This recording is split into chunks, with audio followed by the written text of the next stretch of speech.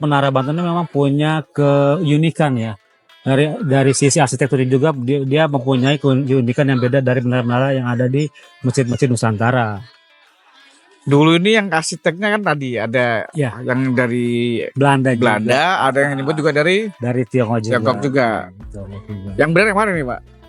Pintu masuknya aja ini kalau kita lihat mengandung unsur dari Hindu Buddha juga. Oh, ini Pintu masuknya oke, arsitekturnya ya, gini juga. arsiteknya. Ini mempunyai beberapa nilai yang sangat tinggi juga.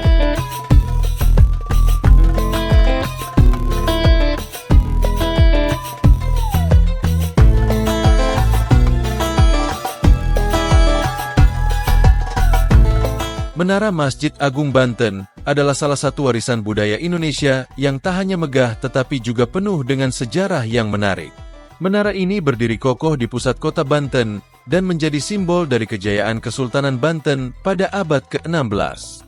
Dibangun pada masa Sultan Maulana Hasanuddin, menara ini bukan hanya digunakan sebagai tempat untuk menyerukan azan, tetapi juga berfungsi sebagai menara pengawas yang mengawasi pelabuhan dan wilayah sekitar. Assalamualaikum warahmatullahi wabarakatuh, Tribuners. Kembali lagi dengan saya, Content Manager tribunbanten.com, Agung Yulianto Wibowo. Saya baru saja selesai melaksanakan sholat duhur di Masjid Agung Banten Nama.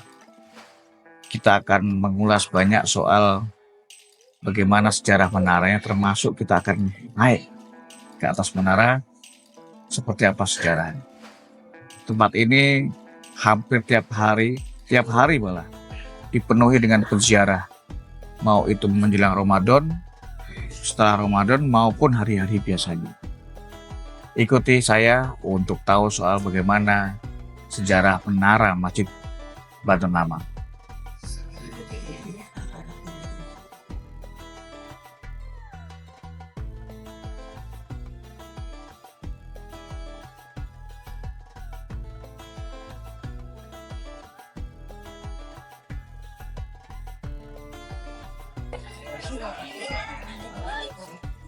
Assalamualaikum Pak Farozi. Waalaikumsalam. Assalamualaikum Pak.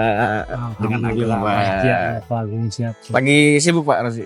Lagi mantau aja nih Pak Agung, kebetulan mau bulan puasa, banyak pengunjung yang datang ke Masjid Banten. Ramai Pak ya?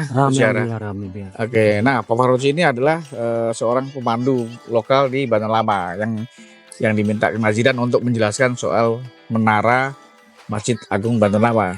Nah, Pak Farozi atau panggil Pak Oji ya? Oji aja pengawal. Oke, siap. Oji, Ya.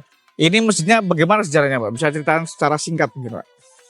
Kalau sejarah Menara Banten itu tidak lepas dari Masjid Agung Bantennya, kemudian juga Tiamah ya yang di sebelah Masjid Bantennya. Iya. Jadi kalau lebih ke menaranya memang fungsi Menara Banten ini banyak juga sih sebetulnya.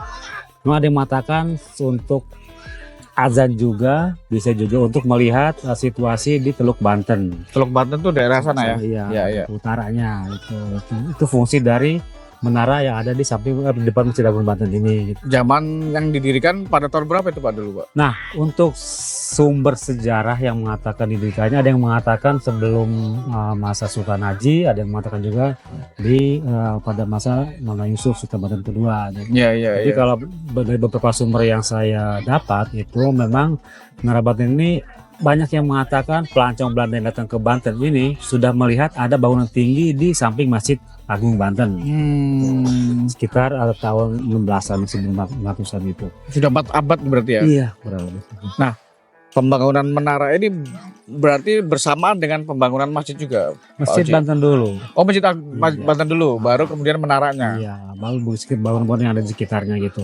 Memang cuma satu menaranya nih Pak? Cuma satu. Kalau jadi untuk Menara Banten memang punya keunikan ya.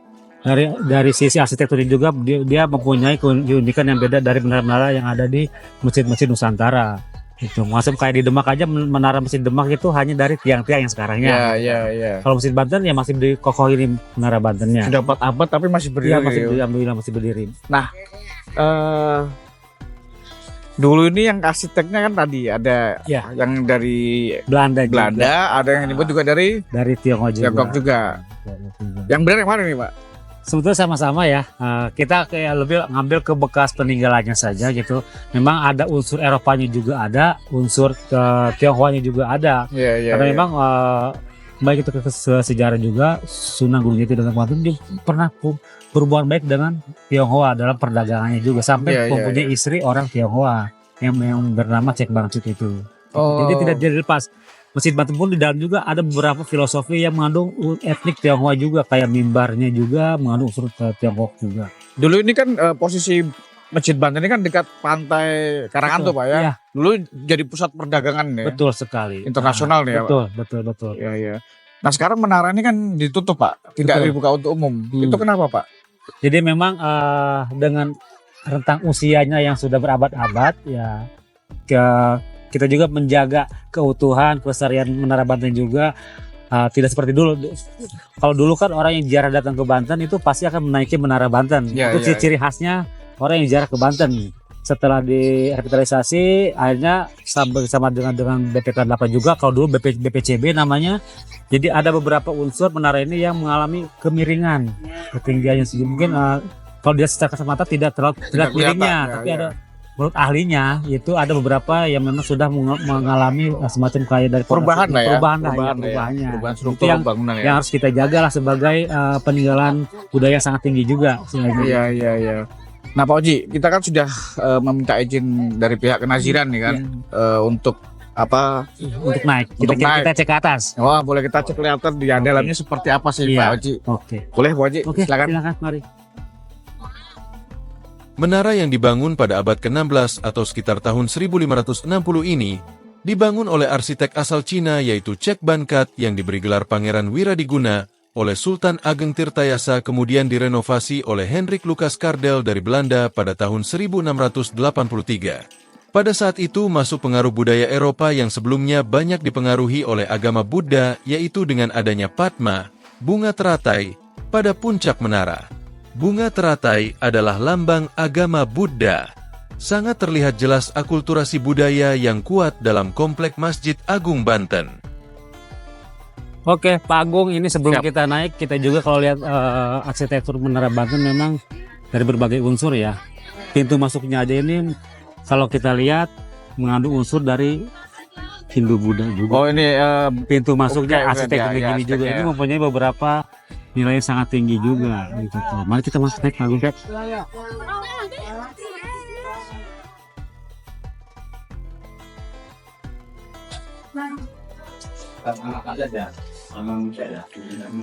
jadi lebarnya hanya sekitar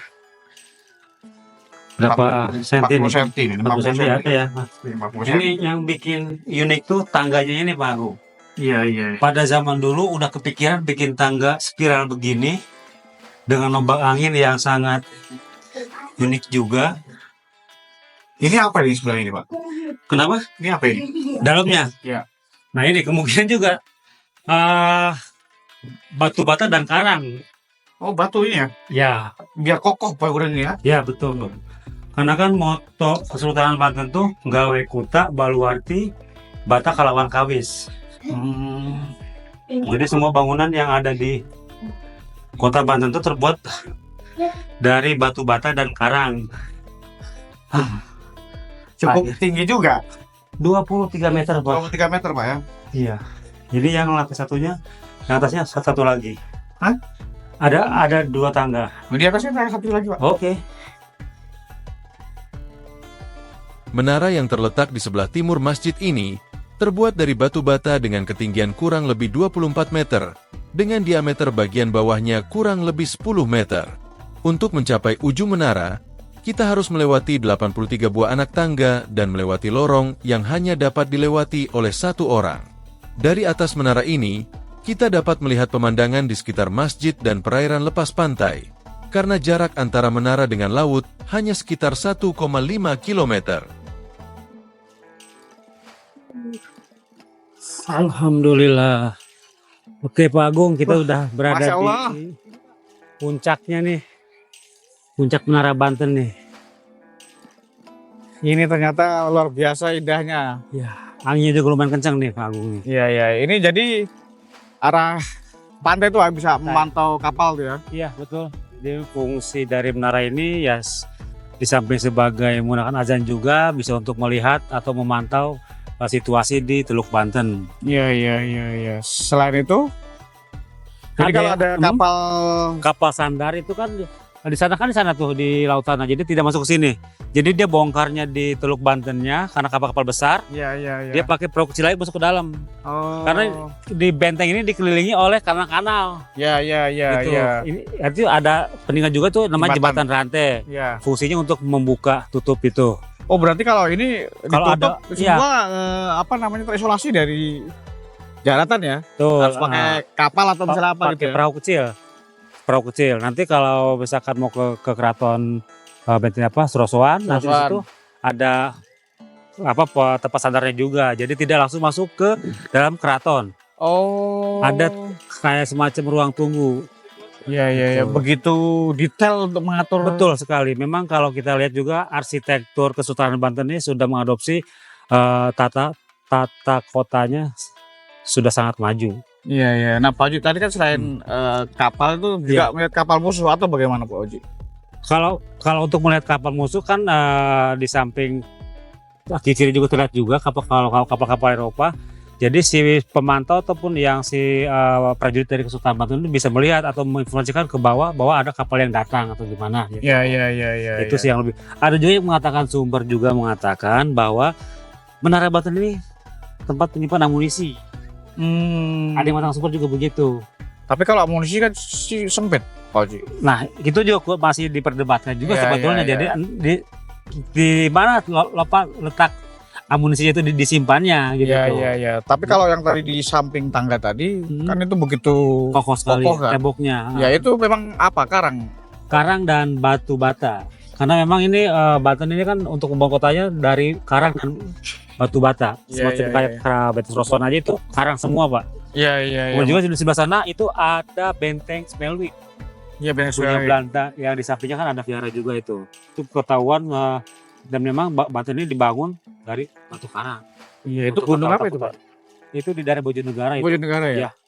Kelihatan semua hampir seluruhnya ya? Semua. Kalau lagi bagus Gunung Karang itu juga kelihatan kalau cuaca lagi bagus. Iya ini pakai bendung ini. Gunung Karang. Dan memang kalau di sini sih bisa kelihatan semua. Sawah-sawah juga bisa kelihatan dan memang kalau Sultan Banten juga dulu mentinggalkan manusia itu sebagai bapak pembangunan. Oh. Nah Pak Oji ini kan Iya. perawatannya bagaimana Pak Oji sekarang? Perawatan yang sekarang sih yang paling dilakukan tuh hanya pengecetan aja. Pengecetan aja ya? Pengecetan aja. Jadi setiap mau lebaran biasanya karena kita mendekati puasa nanti minggu kedua puasa biasanya mulai ada pengerjaan pengecetan menara. Oh, sekarang juga masih ada pengeras suara di situ azan ya? Masih. Jadi untuk disimpan di sini jadi biar lebih luas lagi Iya, jangkaunya. Betul. Oke. Pak Oji, terima kasih banyak atas obrolan kita. Sama-sama. Terima kasih banyak sudah mengantarkan kami untuk naik di menara Masjid Banten Lama ini yang tidak semua orang bisa masuk ke sini setelah beberapa tahun lalu karena ya ada perubahan-perubahan konstruktif ya Pak Oji ya. Iya. Pak Oji, saya pamit Pak Oji. Terima kasih banyak. Sama-sama Pak Agung. Semoga sehat selalu Pak Oji. Amin. Assalamualaikum warahmatullahi wabarakatuh. Assalamualaikum warahmatullahi wabarakatuh.